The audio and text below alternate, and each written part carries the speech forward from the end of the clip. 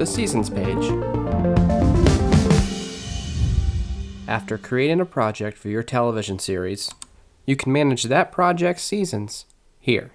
On the creation of this project, you were asked what season your show is on. You will see that season here, as well as any subsequent seasons you create. You only have a few settings once a season has been created. You can change the name of the season, which could be helpful if your season has a nickname.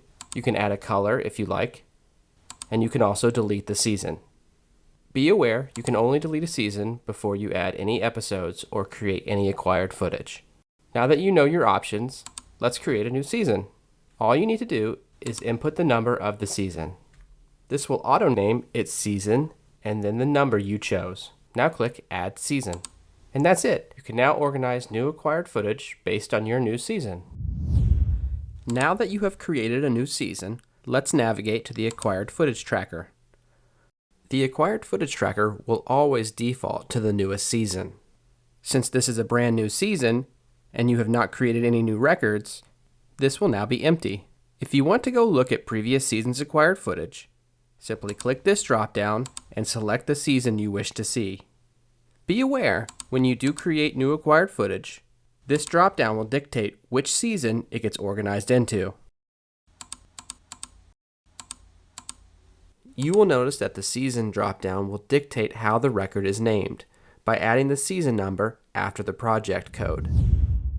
If you need to add something to the old season, simply switch the drop-down to the previous season and create a new acquired footage record. You'll notice this piece of acquired footage has the old season number next to the project code. You will also notice the acquired footage number keeps counting up across seasons. This allows acquired footage from previous seasons to be used in the current season's editorial.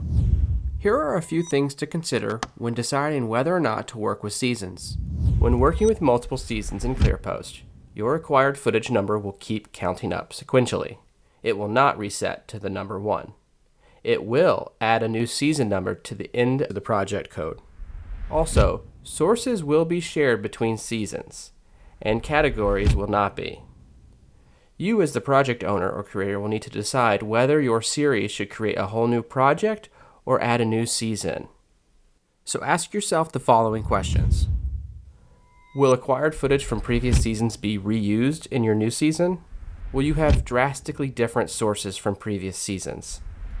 Will you need to be able to search previous seasons' acquired footage? If you answered yes to question 1, then you should work with seasons.